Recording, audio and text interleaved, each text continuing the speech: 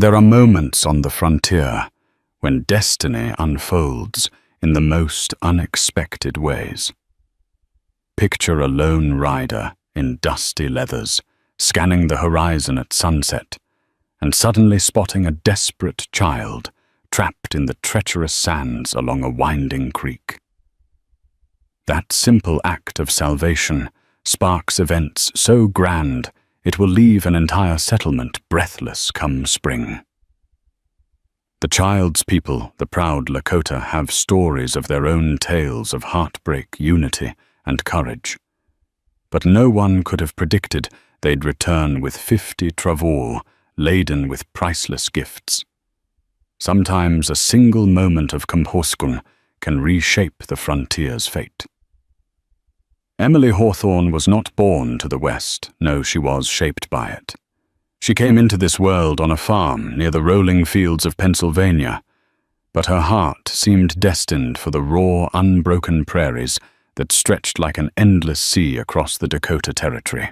When her mother passed from fever, and her father, Frederick Hawthorne, decided to seek a new beginning, Emily was just 10. Their wagon train clattered across miles of rough terrain, forging the Oregon Trail. But it was the plains of the Dakotas that finally seduced Frederick. He sold half his possessions in 1868 and began again near the rugged outpost known as Fort Laramie. By the time Emily turned 16, she was motherless again. Consumption took Frederick in a matter of weeks. Her mother's memory had faded like an old photograph, and her father's loss left her alone in a land that demanded constant grit. Determined to survive, Emily took possession of her father's modest homestead, a squat cabin built on a stretch of arable land near a shallow, meandering river. Few neighbors dotted the horizon, mostly other settlers with a hunger for land and a dream of better fortunes. There was John Jacobs, a retired Union soldier turned rancher, who raised tough Mustangs and had an eye for business. Mary Wallace, the local seamstress, who lived 3 miles downstream, known for her quick wit. And old Uncle Wyatt Daniels, not a blood relative, but a long-time family friend who'd helped Frederick from time to time. At night, the wind whispered through the tall grass, carrying the scents of sage and buffalo grass. During the day, the sun burned so hot that the horizon shimmered like a mirage. Yet the territory was also marked by the presence of Lakota Sioux, whose ancestral lands spanned these stretches. Tensions between white settlers and the Lakota often simmered. Rumors of broken treaties, skirmishes, and misunderstandings circulated through the settlement. Despite the undercurrent of hostility, Emily often found herself gazing at the distant haze of teepees on the plains, or the silhouettes of riders crossing ridges, wondering at the stories they carried. In the spring of 1873, Emily was 18 lean from labor, her golden brown hair tamed into a single braid most days. Her father's old rifle leaned by the door. She was no sharpshooter, but she could protect herself if needed. While many settlers lived with suspicion, toward the Lakota, Emily's father had always spoken calmly of them, reminding her they had their own ways, their own grievances, and that not every rumor was gospel truth. She had internalized his respect for the land and its people.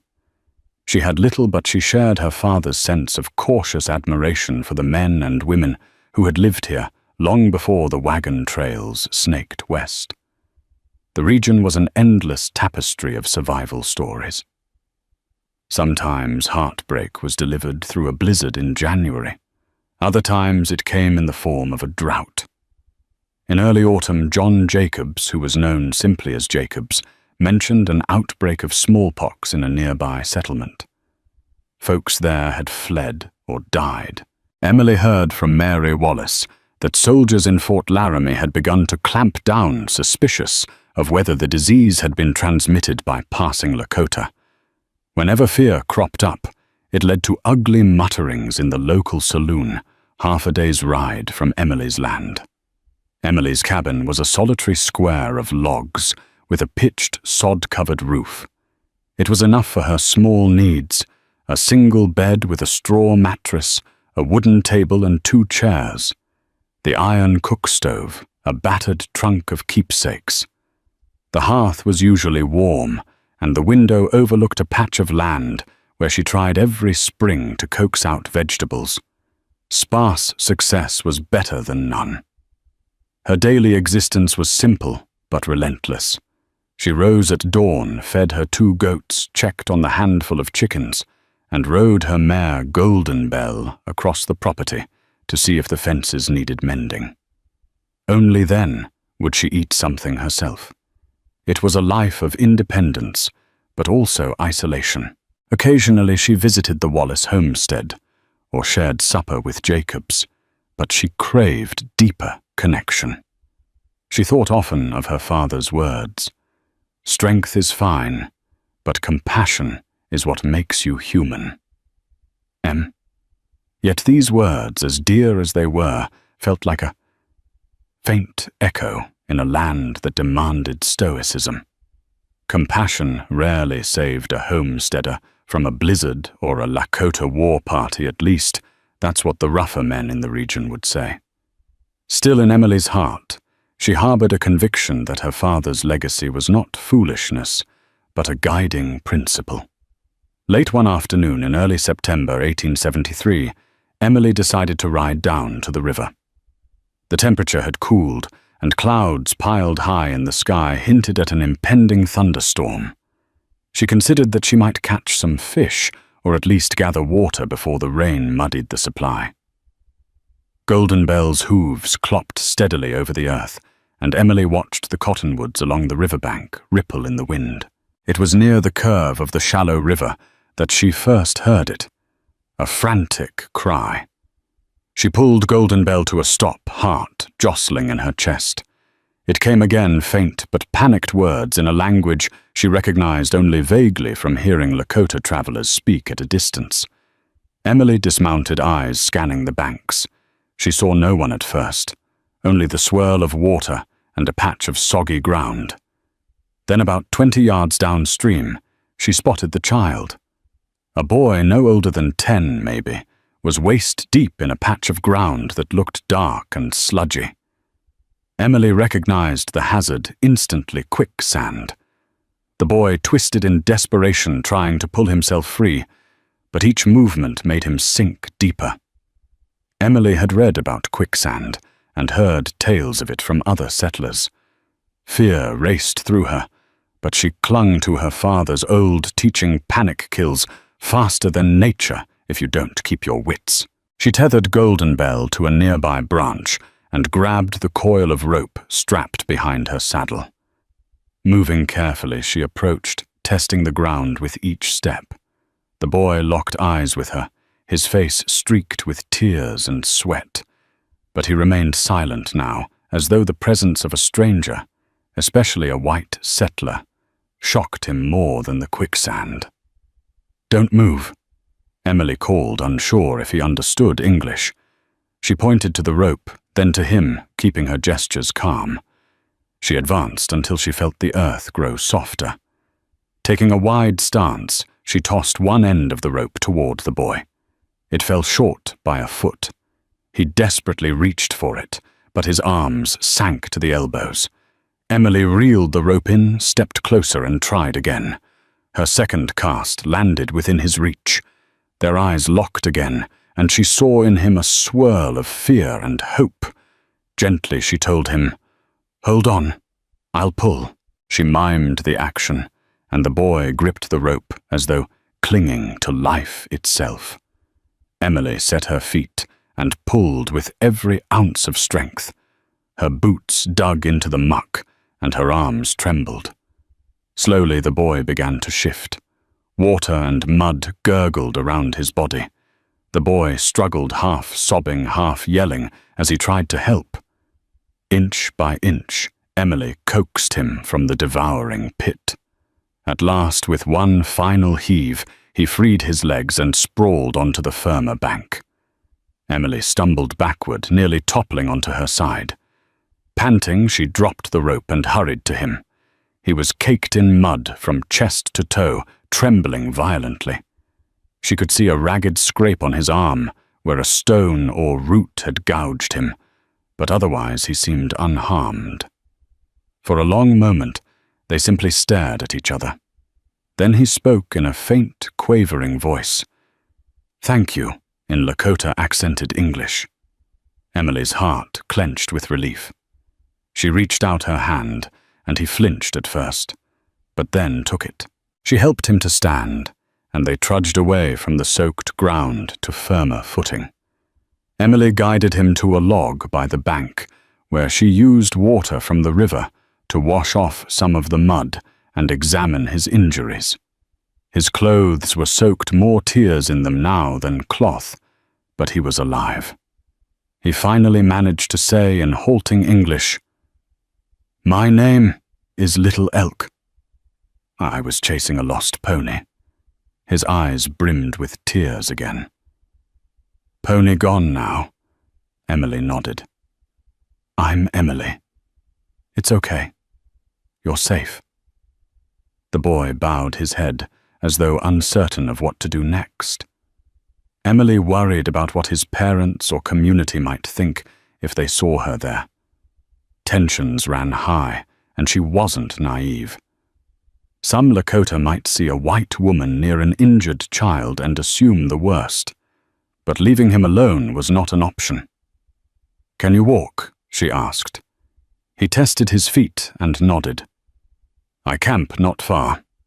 He gestured to the north. Emily looked toward the horizon. The land rolled gently in that direction, dotted with a few cottonwoods. She said, "I can ride with you, help you get back."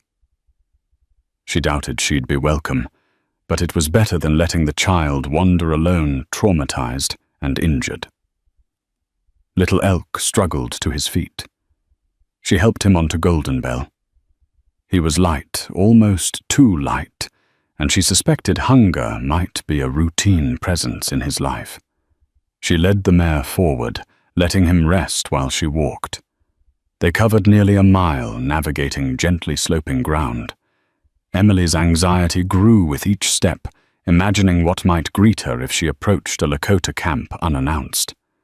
But before they reached any tents or teepees, they encountered two Lakota men riding toward them, bows across their backs, tall braids flowing.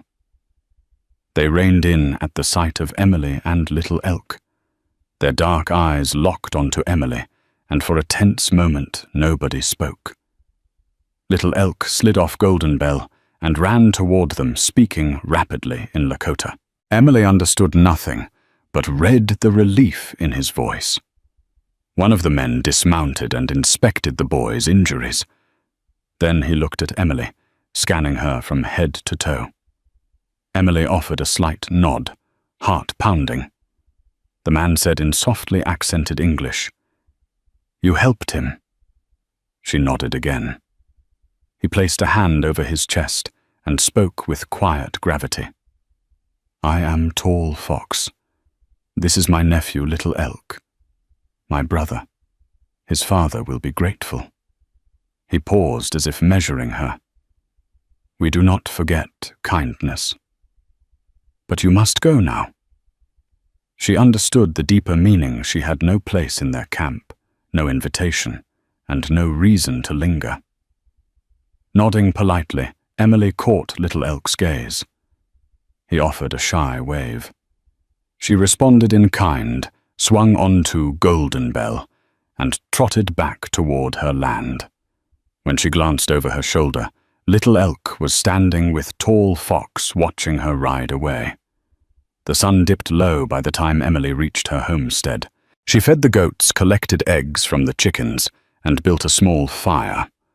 Her arms still ached from the rescue. There was a lingering flutter in her stomach, a mixture of adrenaline and an odd sense of awe at the day's events.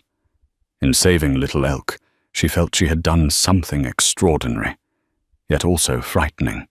She had crossed an invisible boundary, between her world and the Lakotas.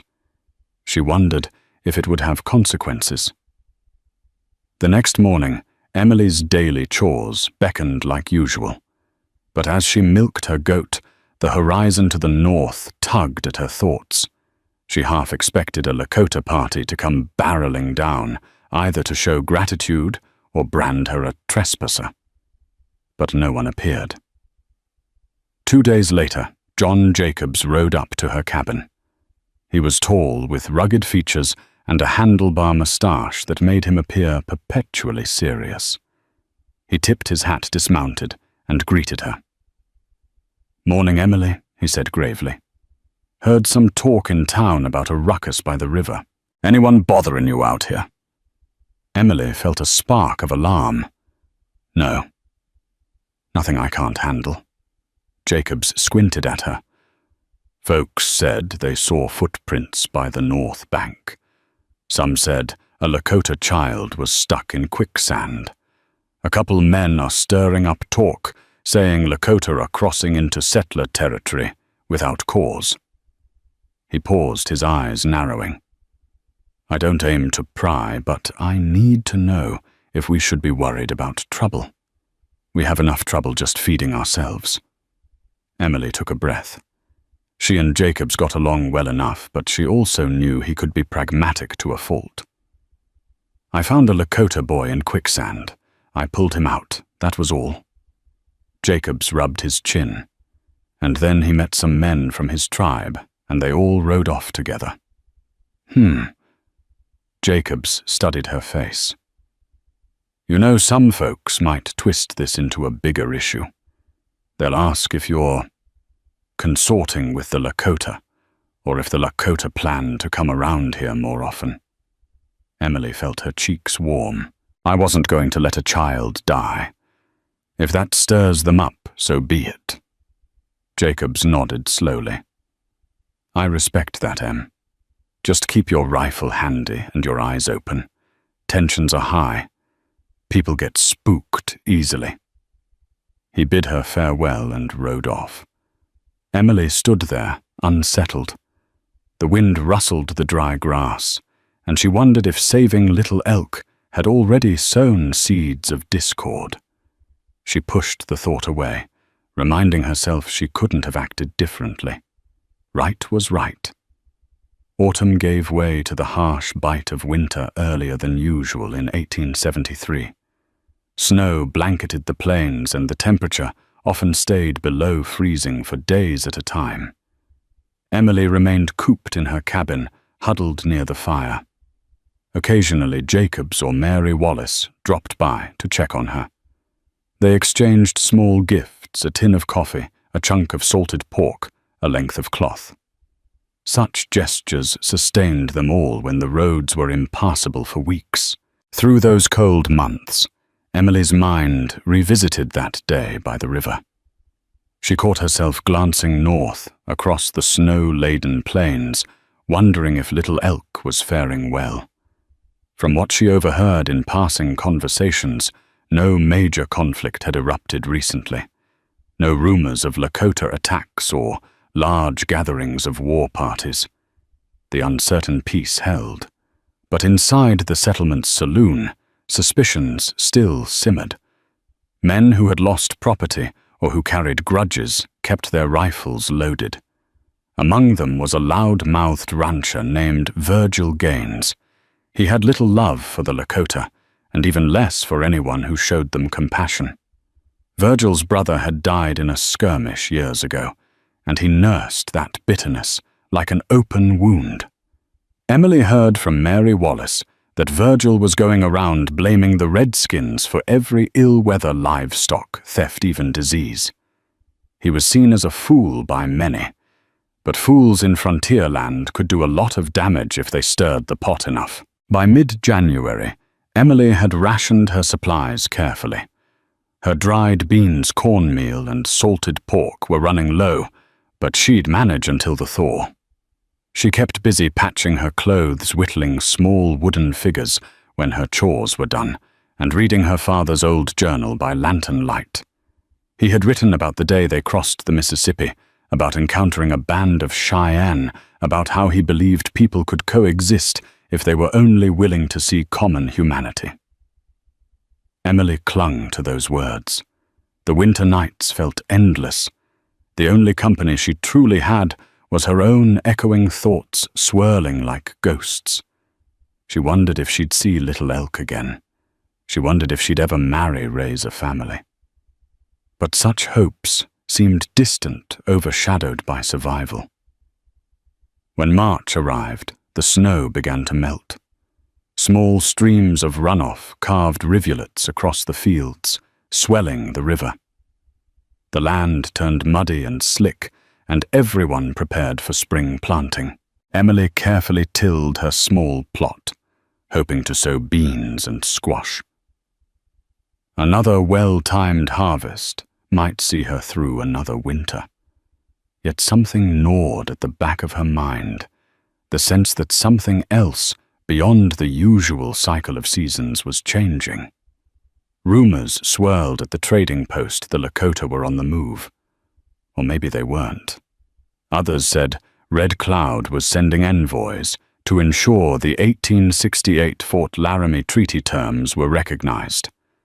No one seemed to know the truth.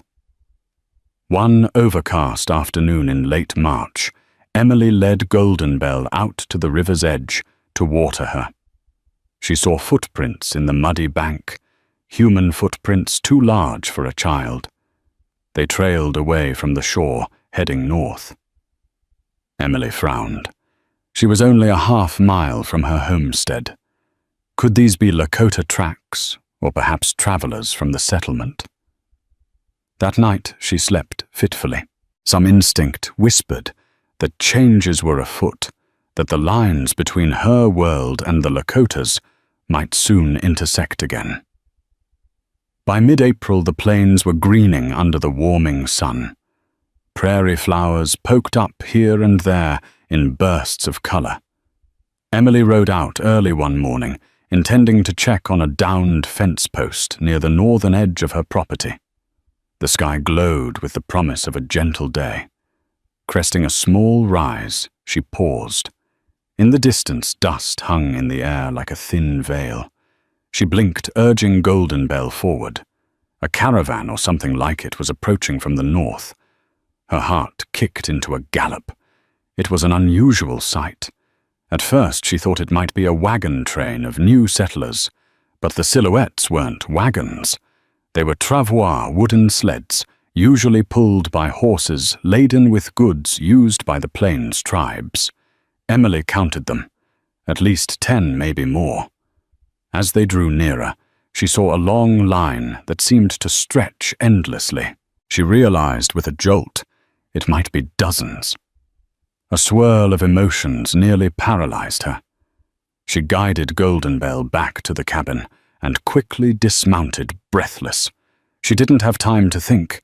The caravan was heading this way, and it would reach her within half an hour, maybe less. Fear and curiosity battled within her.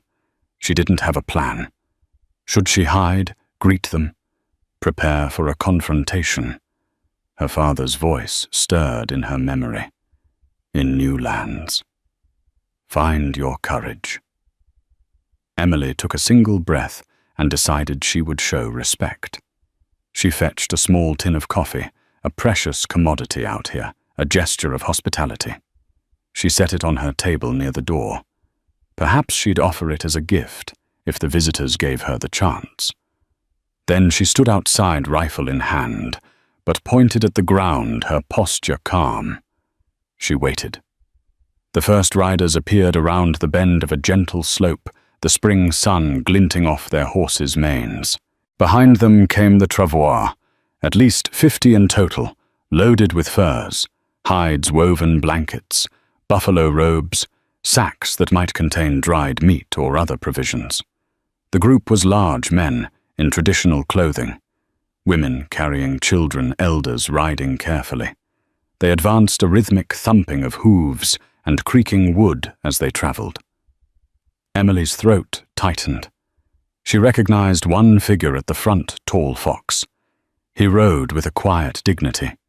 Beside him was another man, older, with stern features and lines of wisdom etched into his face. And there, riding a small pony next to them, was little Elk, his eyes dancing with excitement. Emily kept her stance. She felt that flight reflex in her legs, but she stayed rooted. The group halted a short distance away. The older man, presumably an elder or leader, dismounted. Tall Fox followed, then Little Elk. The older man approached Emily, who lowered her rifle and laid it aside. Her heart hammered as she spoke quietly. "Hello." The man wore a breastplate of bone beads over a buckskin shirt. His hair was streaked with grey and braided. He raised his hand in greeting. Then he spoke in measured English, each word pronounced carefully. "My name is Painted Arrow. I am father to Little Elk. This is our family, our people." He paused, glancing at the Travois behind him. "We come to honor a debt." Emily swallowed. "Debt." He gestured at Little Elk. "My son, you saved his life. The Great Spirit sees kindness. Our tradition says when a life is saved, a bond is formed. We bring gifts to the one who did not let our boy die." Emily's face warmed with disbelief. "But that was nothing. Anyone would have done the same." Painted Arrow's expression was solemn. "Many would not. We have seen fear and hatred in these lands. You showed compassion." Tall Fox added, "We do not forget kindness." Little Elk stepped forward, looking both shy and proud. He carried a small bundle wrapped in a soft deerskin. Approaching Emily, he offered it with both hands. She took it gently, unwrapping it. Inside was a beautifully beaded moccasin sized for a child, but embroidered with patterns of the Lakota. The craftsmanship was exquisite, the beads forming swirling shapes of red, white, and blue. Emily almost felt tears well up. She searched for words, but Painted Arrow spoke again. "These Travois carry what we offer: buffalo hides, furs, dried meat, and other goods. We know you are alone here. This will help you through many winters." Emily looked past them in amazement, seeing the line of Travois stretching far. Her mind reeled. This was no modest token. This was an astonishing outpouring of wealth in Lakota terms. She shook her head, voice trembling. "It is too much. I cannot accept all this." The elder's gaze was firm. "It is a gift you have earned. To refuse would dishonor our gratitude." A moment of silence passed, pregnant with meaning. "We also bring word that you have nothing to fear from our band. We will protect you if any trouble comes." Tears sprang into Emily's eyes. She felt the weight of the world shift. So many nights she'd wondered if her meager kindness meant anything. And now here was an entire tribe crossing miles of land, bearing gifts beyond imagination. "Thank you," she whispered. I'm so grateful." Little Elk smiled. Painted. Arrow turned, spoke something in Lakota to the caravan. The men and women began to move forward, starting to unload goods. Emily realized they intended to fill her homestead with these gifts. She motioned to them, pointing to her small barn, the storage shed, uncertain how to direct such a huge operation. Yet they moved with calm efficiency, as though well-versed in communal labor. Buffalo hides were neatly stacked. Crates of dried buffalo meat were placed out of the sun. Furs were draped to air out. She had never seen so many resources gathered in one place. It was enough to feed and clothe a large family for years. Amid this bustle, Emily worried about how the local settlers might react. Surely the sight of so many Lakota would raise alarms. She found Painted Arrow again. The settlers' people around here, some of them fear your presence. Please be careful.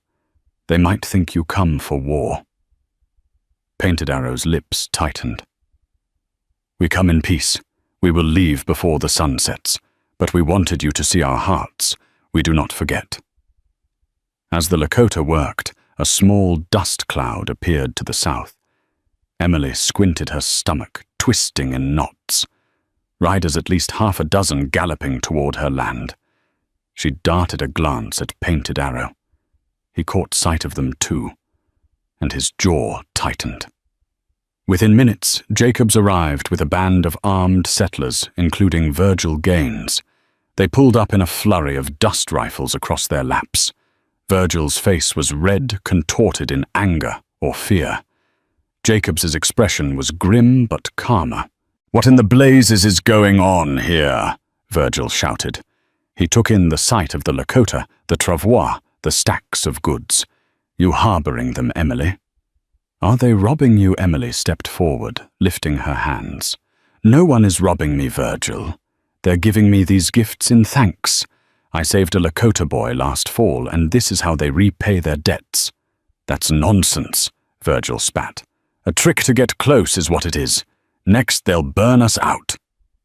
Jacobs glared at him. "Quiet. Let's hear Emily out."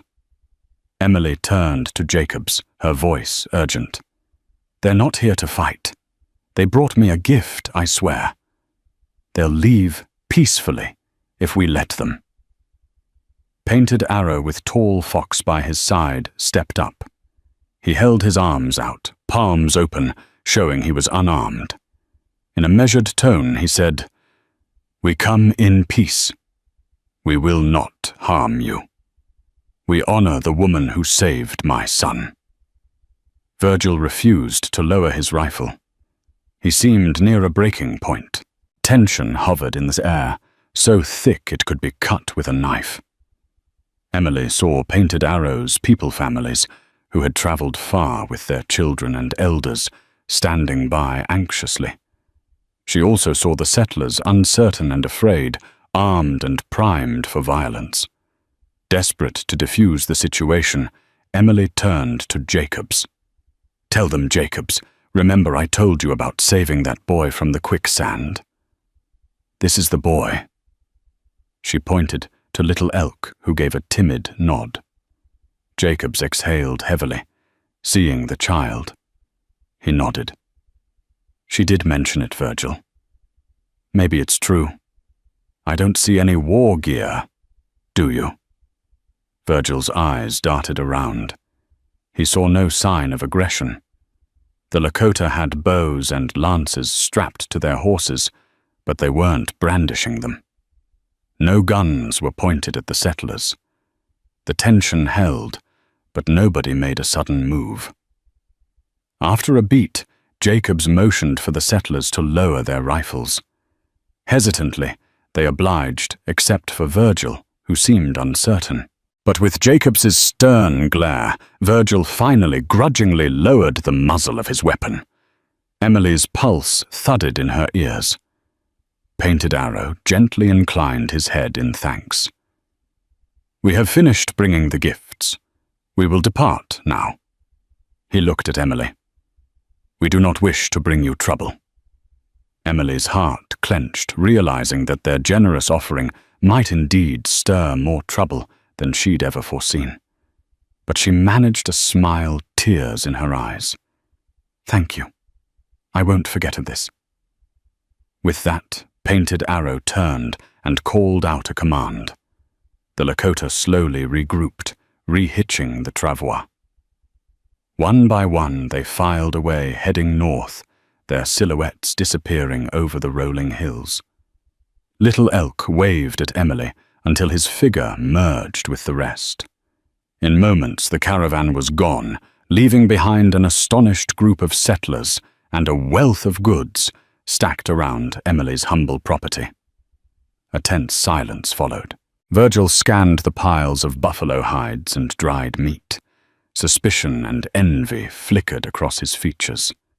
Jacobs rubbed his chin thoughtfully. The other settlers dismounted to take a closer look, awe creeping into their expressions. Finally, Jacobs approached Emily. "Well, I'll be damned," he said quietly. 50 Travois of gifts. That's more provisions than any one homestead could handle. You could practically feed half the settlement through winter. Emily felt a swirl of conflicting emotions. Gratitude for the Lakota's generosity, fear for how it would be perceived, and uncertainty about what came next. Her voice shook slightly. "I never asked for this. But now that it's here, maybe I should share it with everyone. That's what's right, isn't it?" A faint smile tugged at Jacobs's lips. "That's a generous spirit, Em. But you saved that boy's life. This is yours by right." Mary Wallace, who had quietly ridden up with the men, gently placed a hand on Emily's shoulder. "You know there are families starving in the valley near the fort. Some have lost livestock. This could help them." Virgil's scowl deepened. "And what about the risk of letting them roam free across our land next time?" Jacobs shot him a sharp look. "They came peacefully, Gaines, and they left peacefully. Don't go stirring trouble that ain't there." Virgil opened his mouth to retort, but Mary interrupted Emily. "Dear, maybe for now you should just keep some for yourself and think on how to distribute the rest. Thanking the Lakota is up to you, but I suspect if you share the bounty, it'll ease folks' suspicions." Emily nodded her gaze, trailing to the horizon where the caravan had vanished. She felt the weight of those gifts pressing on her chest. She needed time to sort through the tangle of thoughts swirling inside. Over the next few weeks, Emily sorted and inventoried the massive haul. There were dozens of buffalo hides, some prime for making winter coats or trade, others beautifully tanned and decorated. The dried meat amounted to hundreds of pounds, capable of sustaining her through several winters. And there were beadwork pieces, baskets, herbal medicines, and arrowheads of various designs.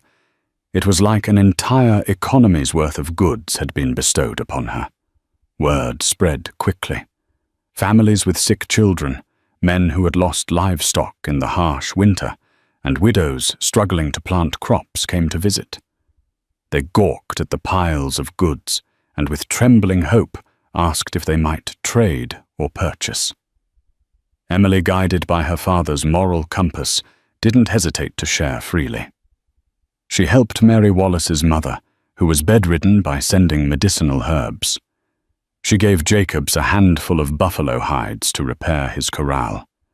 She donated sacks of dried meat to families on the brink of starvation. The settlement was abuzz with talk of Emily's generosity, and some of the fear that had surrounded the Lakota softened into cautious respect. Still, not everyone was pleased. Virgil Gaines grumbled that Emily's new riches were bought with betrayal, that she'd likely sold out the settlement to the Lakota. Most, however, dismissed his ravings. They saw no sign of Lakota aggression. One late afternoon, Jacobs stopped by with a wagon. He helped Emily move several buffalo robes into the settlement's church, where they'd be stored as emergency supplies. Then he paused, swirling a canteen of water.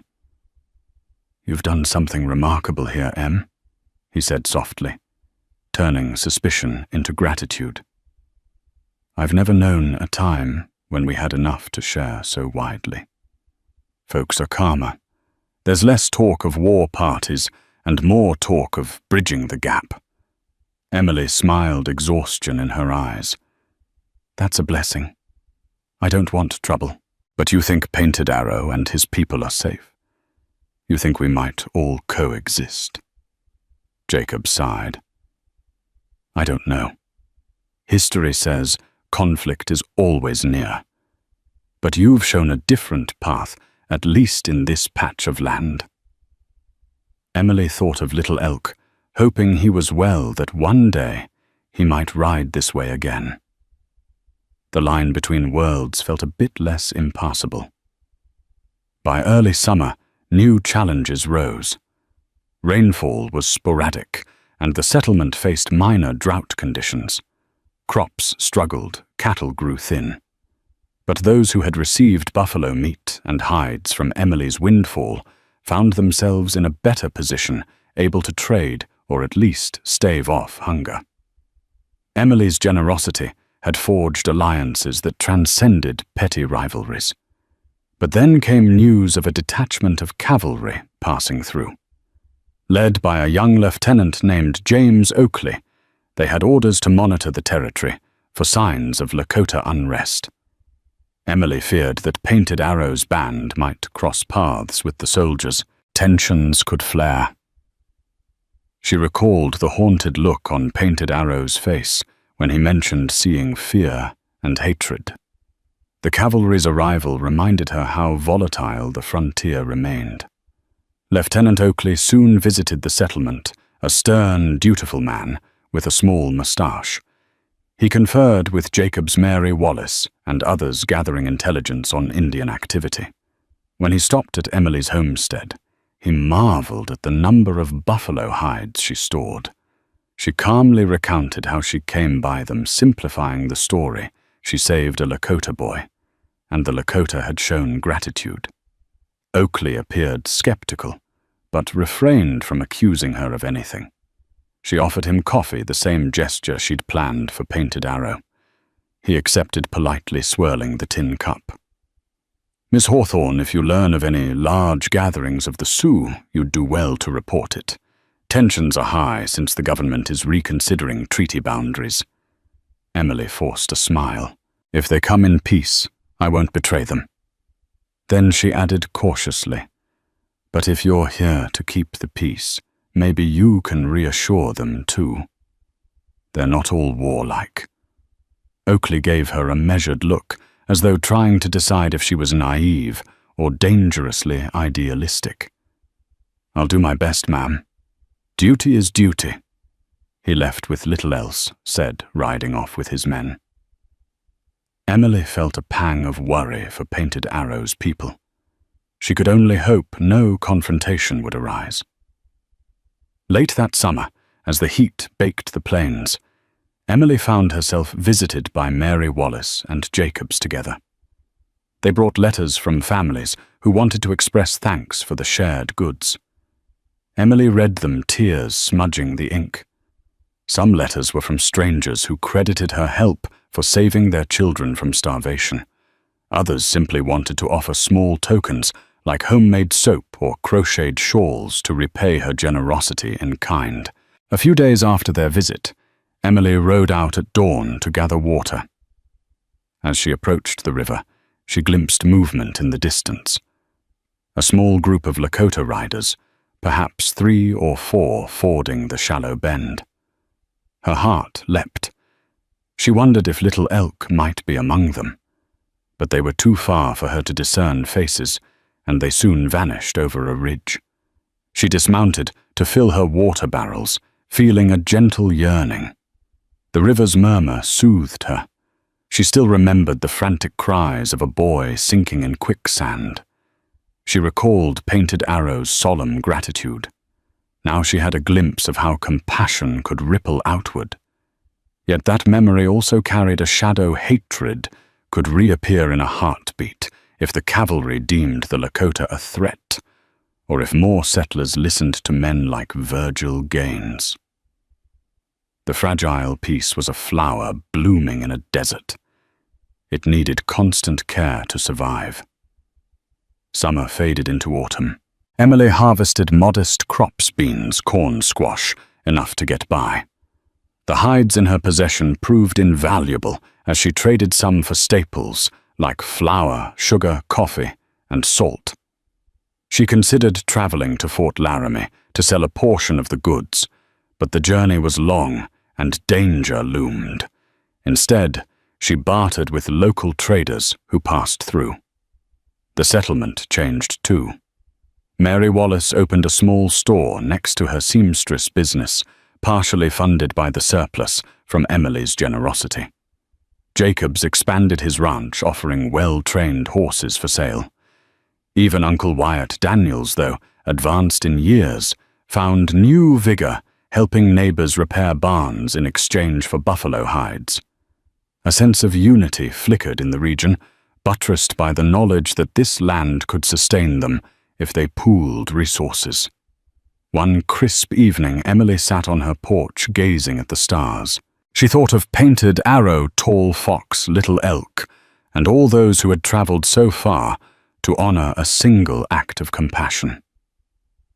She realized that the Lakota's return had not only changed her fortunes, but had reshaped the entire settlement's destiny. Where once fear had reigned, cautious gratitude grew. In late October, on a rare, mild day, Emily was cleaning her barn when she heard hooves crunching on fallen leaves. She stepped outside to see a solitary Lakota rider approaching slowly, Tall Fox. He carried a staff adorned with feathers. Dismounting, he waited quietly until Emily came forward. She placed a hand over her chest in greeting. "Tall Fox, welcome." He nodded. "We pass nearby. Painted Arrow wished to know how you fare." "I'm well," she said softly. "I wish I could see him again. And Little Elk." A ghost of a smile touched Tall Fox's lips. "They are well preparing for winter. Painted Arrow hopes these lands find peace." Emily exhaled, thinking of the cavalry. "I do too." Tall Fox looked around, observing the stacked hides and the order she'd brought to her property. "You honor our gifts with good use, I see. You share them. Painted Arrow respects you for that. Tell him I thank him again." She paused, feeling emotion rise. "Tell Little Elk. I remember him." Tall Fox nodded. Then he produced a small parcel from his saddlebag and handed it to her. Dried berries and herbs, good for winter sickness. He offered no further explanation but a simple courtesy. She felt tears. Another gift. The bond continued. With that, Tall Fox mounted his horse and rode off, leaving Emily clutching the small parcel that symbolized a quiet alliance. As winter approached again, tension escalated when Lieutenant Oakley's cavalry reported sightings of large Lakota gatherings beyond the horizon. The fort's commander, worried about raids and rumors, stirred once more. Emily felt the dread coil in her gut. She prayed Painted Arrow's band would remain far from any violent confrontation. In mid-November, a small skirmish was reported near the Powder River miles away, but it sent shock waves through the settlement. Old fears flared. Virgil Gaines stomped around, ranting that the Lakota were massing for an attack. Others calmer reasoned that a few hot-headed braves might have clashed with the army, or vice versa. Emily found herself the subject of both hope and suspicion. Some insisted she had special knowledge of the Lakota's movements, that she might even warn them of cavalry patrols. Others pleaded with her to reach out to help maintain peace. Trapped in the middle, Emily suffered nights of sleepless worry. Yet no large-scale violence came. The winter set in with fierce cold and snow, making large gatherings or military campaigns difficult. Once more, the plains fell silent under their thick white blanket. The winter of 1874 released its grip slowly, as if reluctant to loosen its hold on the Dakota plains. But by early April, the snow had thinned to patches of crusty white beneath trees and fence posts, and the river near Emily's homestead began to sing again, its voice rising in rivulets and rushing streams carving through the thawing soil like a hymn of renewal. Emily stood at the edge of her land, watching the meltwater carry away old leaves and broken twigs. It had been nearly a year since the day she'd rescued Little Elk from the Quicksand, and the memory still clung to her like morning frost on a window pane, familiar, fragile, and crystalline in its detail. In the time since her life had changed, in ways she'd never imagined. The Lakota's 50 Travois of gifts had not only sustained her, but helped uplift an entire settlement, forging bonds where suspicion had once taken root. Her homestead reflected the transformation. The garden plot had doubled in size, bordered with new wooden fencing. The barn now held sturdier shelves and an extra pen for livestock. Most notably, an additional room had been added to her cabin, a modest expansion, but one that made it feel like a true home, not merely a shelter. It was a place for growth for visitors, for someday perhaps a family of her own. And then one quiet morning in mid-May, they returned. Emily had just begun her chores feeding the goats and checking the chicken coop when she heard the distant thudding of hooves. She looked up and froze, shading her eyes against the rising sun. A small group approached from the north, Painted Arrow, Little Elk, Tall Fox, and two others unfamiliar to her, all riding calmly, as if the land itself welcomed their passing. There was no dust cloud this time, no fanfare, just the silent arrival of friends. She dropped her pail and hurried to meet them, heart pounding with surprise and something like joy. Painted Arrow dismounted first, his posture tall and proud. His braided hair shimmered silver in the sunlight. "Emily Hawthorne," he said, in measured English, his voice like warm gravel.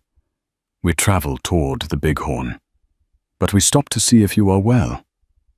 Emily smiled, unable to hide the emotion that swelled in her chest.